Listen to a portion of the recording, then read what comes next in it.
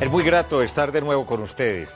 Este continente se mueve, el continente latinoamericano, hay elecciones en México, hay elecciones en Venezuela, hay dificultades políticas en el Perú, hay circunstancias internas de Colombia que en este momento no ayudan en su relación con Venezuela. En fin, empecemos por Venezuela con dos especialistas, dos expertos internacionalistas, ambos profesores universitarios, Jairo Libreros en la Universidad Externado de Colombia y el doctor Fernando Cvitanich, de origen croata, de la Universidad de La Sabana. Bienvenido, Jairo, ¿qué tal?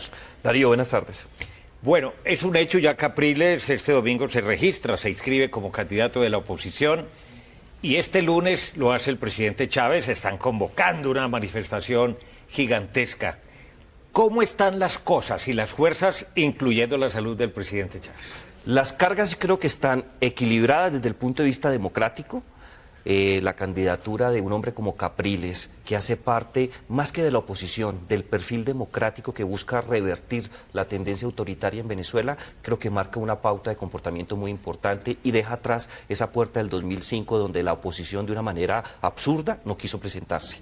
Veo muy debilitado las huestes electorales y la salud del presidente Chávez. Yo no creo que él vaya a inscribirse el lunes. Creo que existe legalmente en Venezuela la potestad de inscribirse por Internet. Creo que hace parte de esa burbuja que ha montado desde Palacio Miraflores para transmitir la sensación de que él está bien y que puede moverse. Es más, hoy aparecieron una cantidad de muñecos inflables en la ciudad de Caracas con la figura del presidente Chávez como para mostrarlo en todos los sitios. Creo que las cargas electorales favorecen en estos momentos a Chávez, pero la tendencia ascendente de Capriles es muy importante.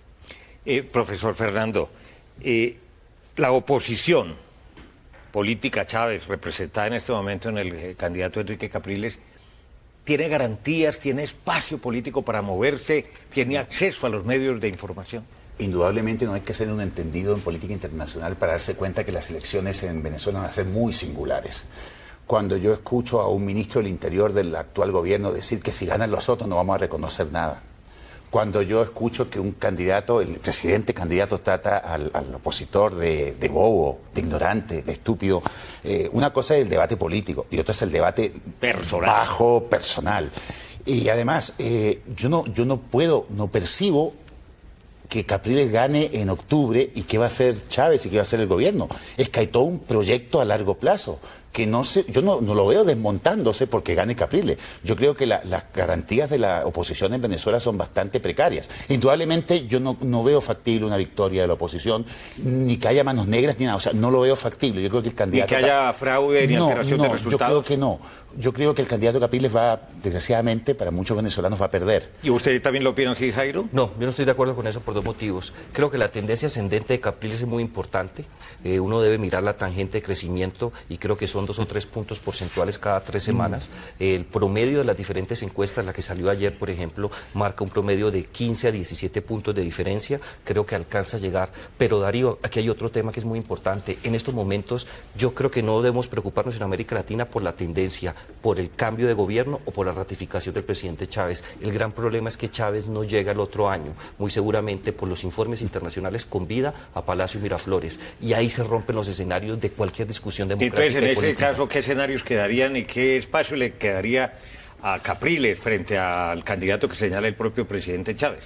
Yo creo que Capriles tiene desventaja frente a Chávez, pero no me atrevería a decir que tiene desventaja frente a los otros, porque el proceso de Chávez y el proyecto de Chávez es muy personal. Yo no veo un líder carismático que lo reemplace fuertemente. Maduro, gran orador, además. Un gran orador que tenga empatía con la gente, porque uno puede estar en acuerdo o no de acuerdo con Chávez, pero uno lo escucha y dice, por Dios, este líder atrae masas. Desaparece Chávez y el proyecto queda cojo, porque ese proyecto, como digo antes, es muy personalista. Pero no es un proyecto, además, dentro del chavismo mismo hay problemas entre los mismos miembros. Hay celos, ambiciones, hay afán de poder. Los militares quieren un militar, los civiles quieren un civil, Maduro no tiene la simpatía de todos los chavistas. Entonces yo veo que la situación a Capriles le varía totalmente si le cambian el personaje al cual tiene que enfrentarse. Ahora, ojo, depende de cuánto muera Chávez también cambia el escenario. Claro. Si él llega a morir antes de las elecciones. Ayuda a su candidato. Exacto. Pero si Chávez muere una vez ya posesionado como presidente, dependiendo de cuándo muera, si son en los últimos periodos de su gobierno, creo que lo reemplaza el vicepresidente que el mismo nombra. Pero si es en los primeros periodos, habría nuevas elecciones. O sea, el escenario con el ingrediente de la salud de Chávez se coloca mucho más difícil de analizar desde una perspectiva, porque uno analiza desde lo teórico, pero otra cosa es lo que se vaya dando en Venezuela. Desde luego. Pero Darío, aquí yo creo que hay otra variable a tener en cuenta. No estamos hablando de un líder carismático en una democracia, estamos hablando de un líder autoritario en una dictadura. Y en ese escenario, los dictadores y el círculo que está a dedo señalan quién va a ser el sucesor. Y en el caso de Venezuela hay un tema que es más alarmante. Hay un aparato de persecución política cubano, que es la inteligencia de La Habana, que está moviendo no solamente dinero, para sino impedir que ese régimen se vaya al piso. Exactamente. Por dos motivos. Lo necesita desde el punto de vista económico y político, y en segundo lugar, estoy convencido que es un laboratorio para la sucesión de Fidel y Raúl en Cuba. Van a utilizar a Venezuela como un laboratorio para entender cómo puede ser la sucesión cuando se vaya Fidel y Raúl, y eso pone a los venezolanos en una situación muy delicada, porque van a ser utilizados con fines que todavía no tienen claros. 3 nombres que pudieran sustituir a Chávez en un periodo ya de enfermedad antes de los comicios si él definitivamente no pudiera presentarse. ¿Cuáles serían esos nombres? El primero es Diosdado Cabello. Creo que es una persona que está en capacidad de ponerle freno al general Rangel, que tiene vínculos con el narcotráfico que hemos discutido en este programa. Una segunda persona que creo que va a tener un juego importante es Adán Chávez, no solamente porque es el hermano o el primer hermano de Chávez, sino porque tiene en cierta medida el visto bueno desde La Habana, y yo creo que eso hay que tenerlo en cuenta. ¿Y el tercero?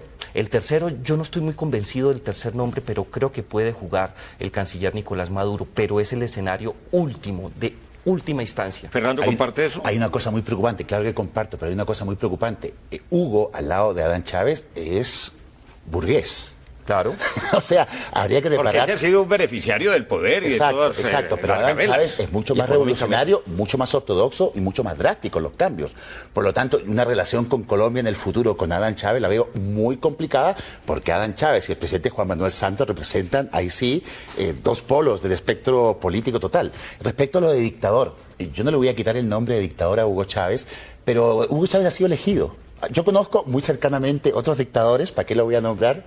En mi país, en Chile, pero Hugo Chávez fue elegido y se ha comprobado que no ha habido fraude. Digamos que es una pseudodemocracia. Claro, lo que pasa es que hay un Son origen... muy generosos, yo me ratifico. Una persona que llega al poder y hace reformas para perpetuarse, que persiga a la oposición, que viola los derechos humanos, que le quita y muchos voceros del gobierno diciendo que van a desconocer los resultados de llegar a la oposición. Eso es una dictadura. Pero el origen... Aquí, en Colombia, en América Latina y en Europa. No, pero el origen de Chávez es democrático. Lo que pasa es que su ejercicio no es democrático, pero él tiene un origen democrático. O sea, no se puede desconocer. No se puede desconocer que el hombre, los venezolanos lo han elegido. Hay otros dictadores que no los ha elegido nadie y han gobernado. Este hombre lo eligieron los venezolanos, claro que sí, por mayorías. Pero son dictaduras del viejo cuño del siglo pasado. Son las dictaduras que quizás nosotros nos formamos en la universidad. Las dictaduras modernas, los dictadores llegan al poder ejerciendo la democracia, aprovechan la transparencia de los sistemas en América Latina, se hacen elegir y se perpetúan en el poder. ¿Qué es lo que ha pasado con Chávez? ¿Qué es lo que ha pasado con Chávez? Claro. Y son las dictaduras de hoy día, no las del pasado. Uno, para ser demócrata o para sacar patente demócrata, como muchas veces los dictadores tipo Chávez dicen, a mí me eligieron. Ahí estoy de acuerdo contigo. A uno lo eligen, pero la democracia no dura solamente cuando la gente hace el voto. La democracia es división de poderes, libertad de prensa, no perseguir a la oposición. Y ahí sí estamos de acuerdo. Claro, ahí no pasa el examen.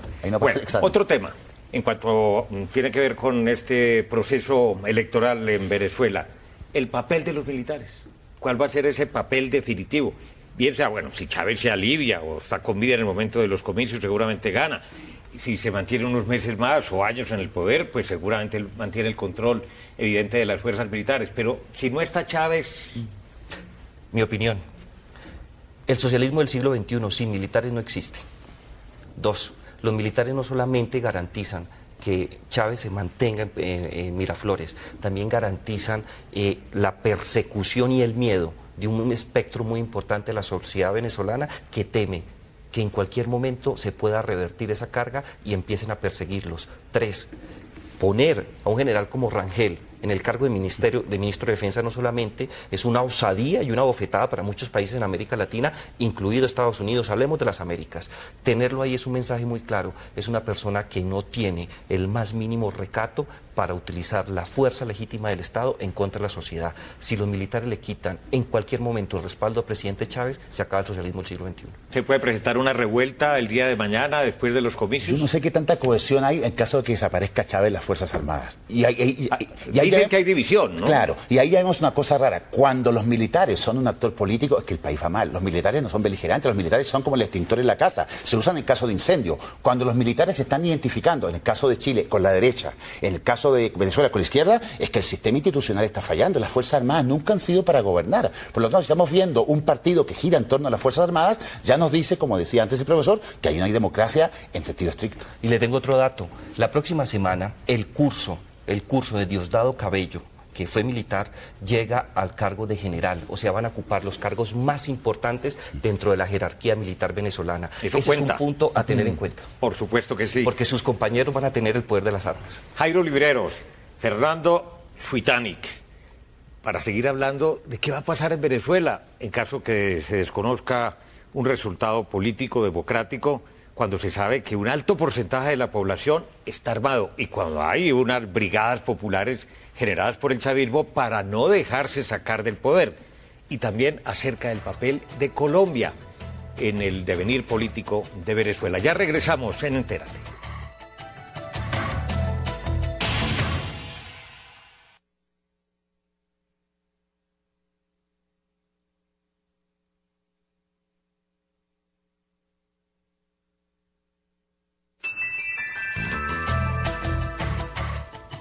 Regresamos sobre el tema de Venezuela, su proceso electoral, lo que pasa con otros países de América Latina y las posibilidades de que allí haya una revuelta, incluso un conato de guerra civil, cuando la población está absolutamente dividida. Incluso las encuestas, 4 de 5 le dan un triunfo, unos más holgados que en otras, al presidente Chávez, si realmente llegara vivo a los comicios, y apenas una leve diferencia en favor de Enrique Capriles.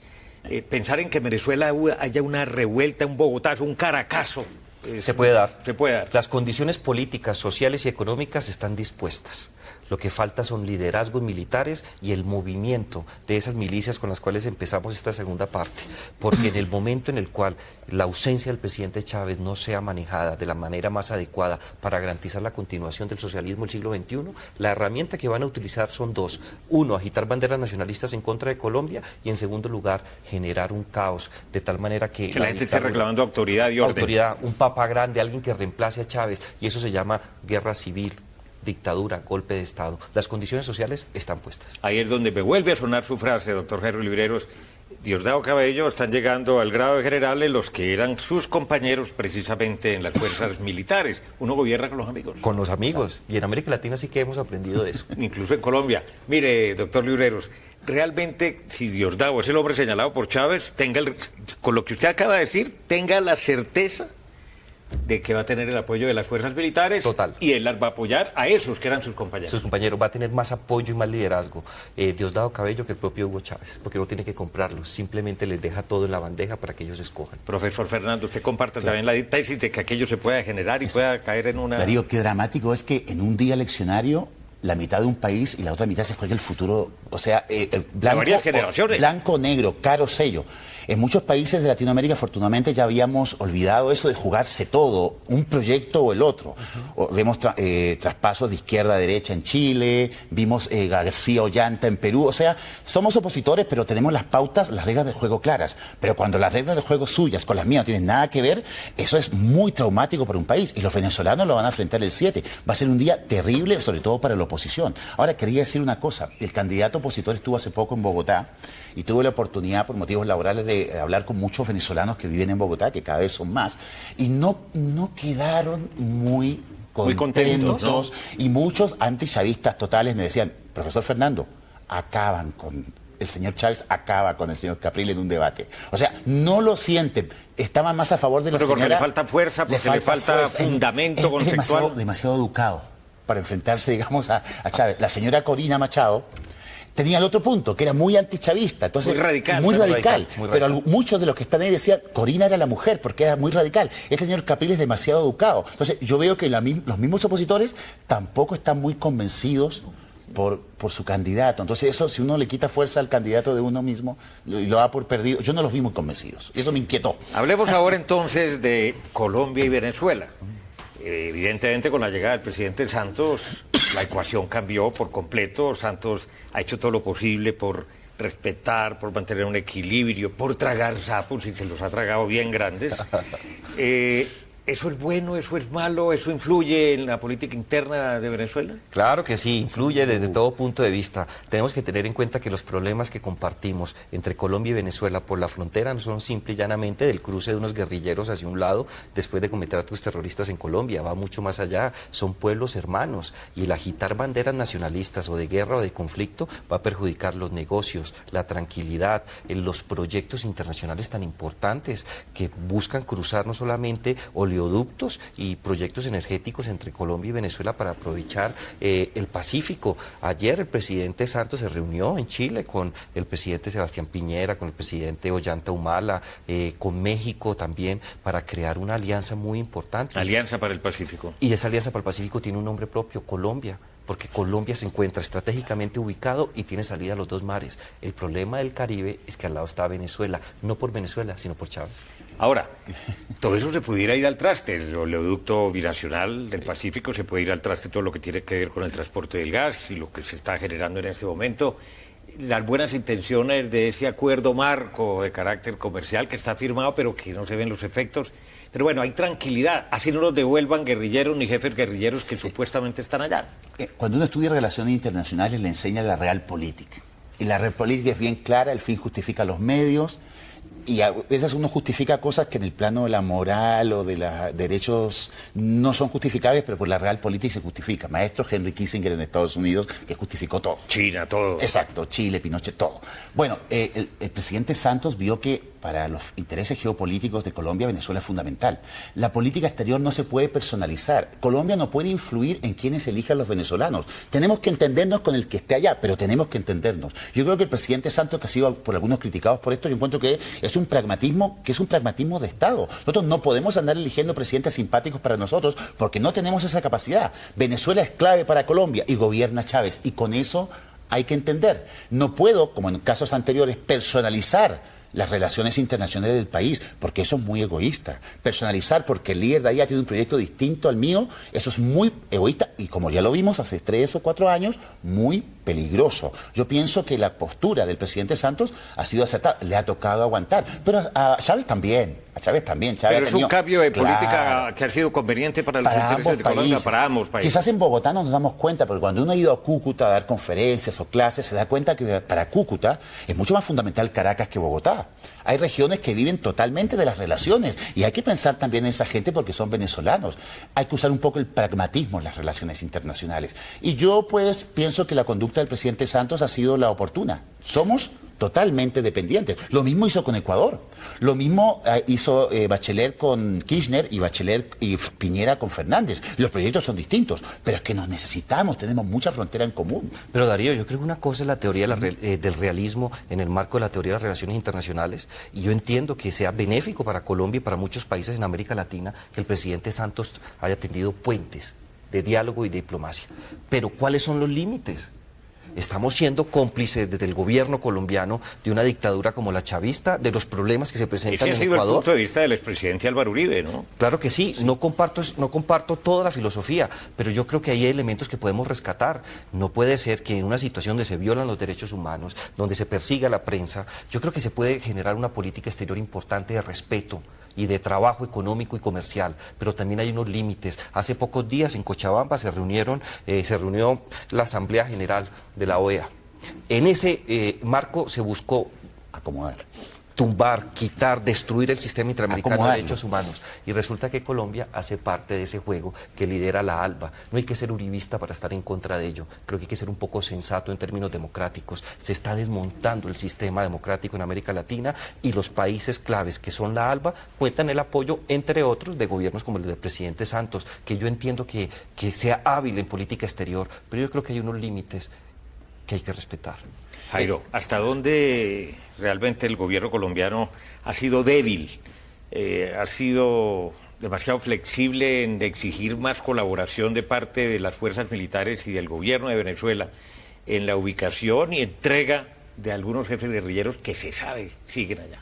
Ha sido temeroso desde todo punto de vista, porque yo creo que el presidente Santos tiene un objetivo claramente definido. No solamente es marcar diferencias con su antecesor, el expresidente Uribe, sino convertirse como el gran hombre de la negociación política y de la paz, con objetivos personales y de agenda que pueden ser respetables para los colombianos. Y de Estado también. Y de Estado, y yo creo que es respetable. Pero cuando usted tiene ese objetivo, deja otros temas en segundo renglón. Y creo que el tema de la seguridad y el tema de la complicidad de un sector del chavismo con la FARC es un tema que no puede ser de segundo o tercer nivel, y en esa medida creo que le ha faltado conducción, claridad estratégica en materia de comunicaciones y una posición mucho más firme, porque mientras que él no adopte esas posiciones, difícilmente nosotros vamos a contener esa arremetida de la FARC que sentimos y la provisión y las facilidades que tienen desde Venezuela. La paz, yo creo que hay que sacarla adelante, hay que establecer mecanismos para lograrla, pero no puede ser a cualquier costo. Y no estoy hablando de justicia ni de impunidad, hablo de un costo mucho más delicado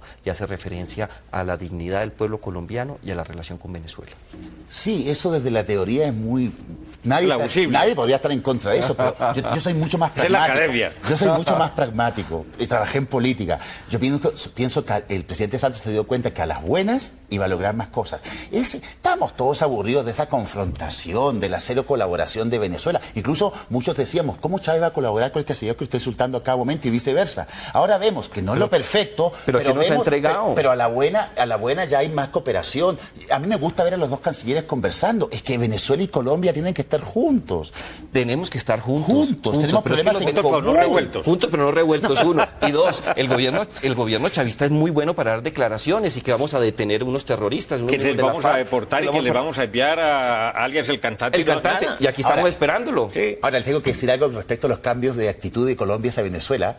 Uno de los personajes menos queridos por la oposición venezolana es el actual presidente Santos.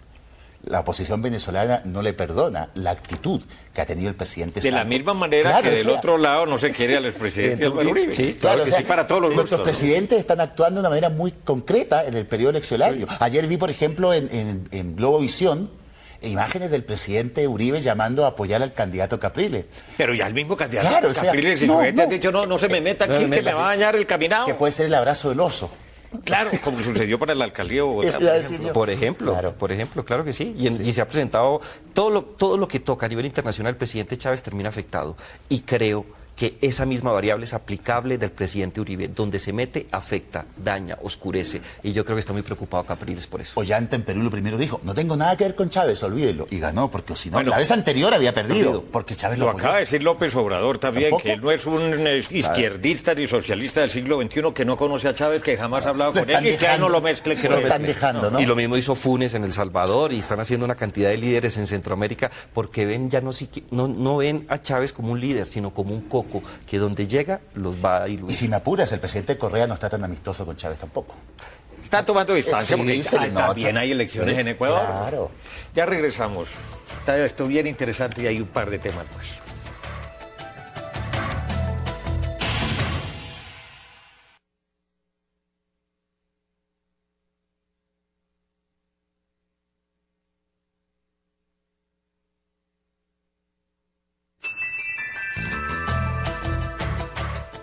Esta semana se firmó la Alianza para el Pacífico. México, Colombia, Chile y Perú. Interesante porque todas las miradas en el mundo apuntan exactamente hacia el Pacífico. Eso lo vio el expresidente Barco. Claro que sí. En el año 86, con una gran visión. Lamentablemente se frustró su viaje a la China por la diverticulitis de que fue objeto. Pero él siempre Pacífico. De esta alianza, ¿qué va a salir? ¿Realmente qué importancia tiene para la economía, para el desarrollo y para el fortalecimiento de unos objetivos comunes? Porque la gente se pregunta, OEA, UNASUR, ALBA, ahora la alianza de México, Colombia, Chile y Perú, tantas organizaciones, exactamente. Los presidentes, Comunidad Andina de Naciones. claro, los presidentes viven reunidos, pero el ciudadano de a pie dice, bueno, ¿de qué me sirve esto? Lo digo un ejemplo concreto. Si uno tiene un título universitario de un país y quiere irse a ejercer al otro, demora 2 años en hacer todos los papeleos. El ciudadano medio ve que las cumbres podrían ayudarlo en eso.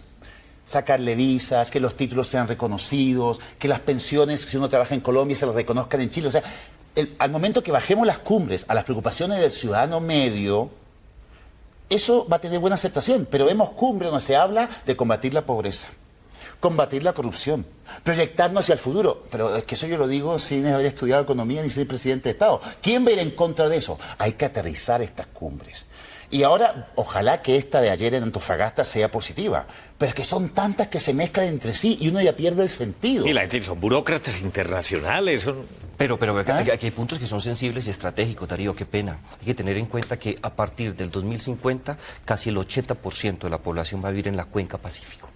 Eso es un punto determinante en términos sociales y económicos, porque la urbanización a nivel internacional va a estar pegada al Pacífico. 2, creo que poco a poco somos testigos nosotros de la caída del auge del Atlántico como el mar que no solamente determinó las relaciones comerciales, sino la vida y la unión entre América Latina y Europa.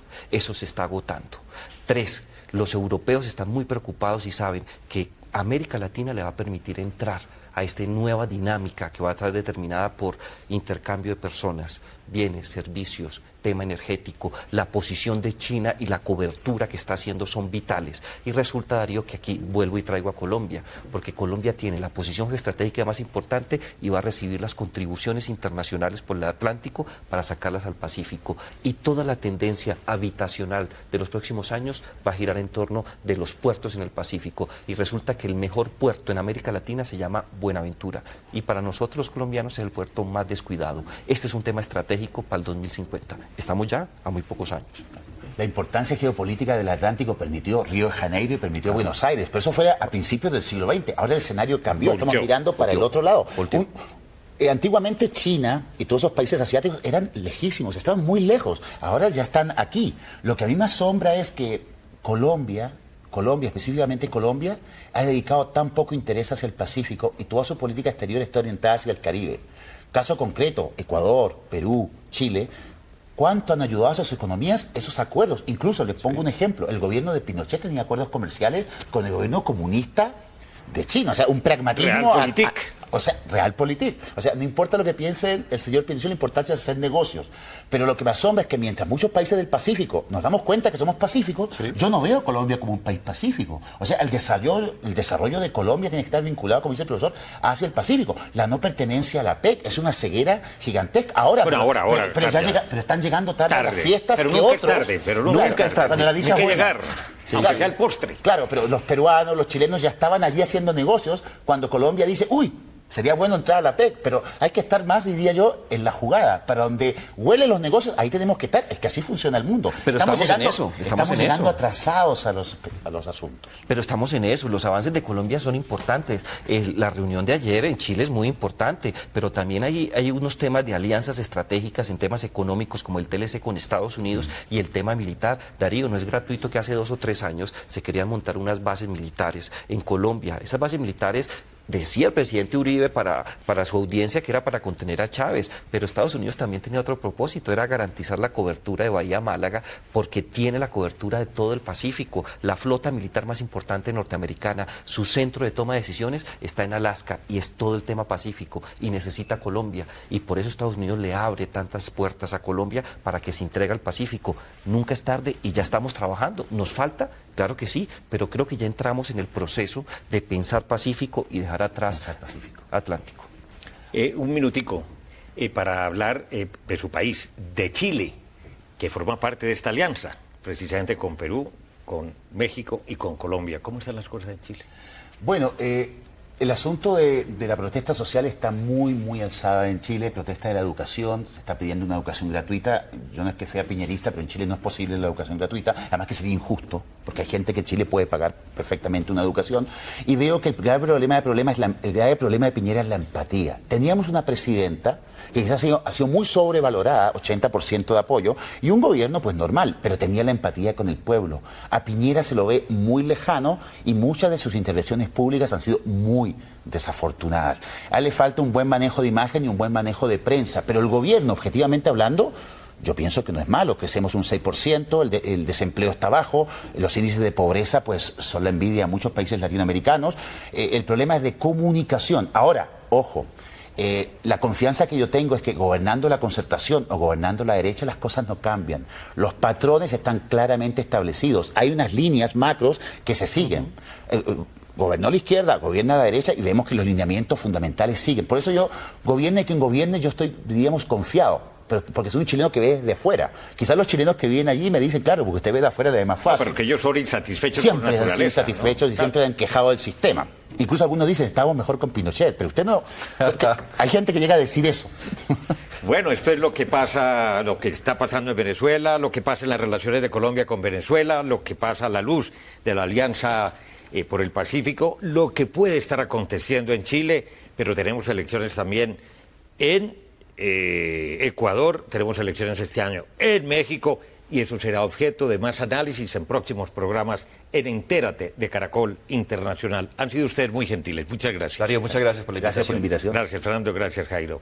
Recuerden que ustedes pueden seguirnos en Twitter a través de nuestra cuenta @Entérate Caracol. También puede escribirnos al correo electrónico enterate@caracoltv.com.co. Visite nuestra página web www.noticiascaracol.com/entérate.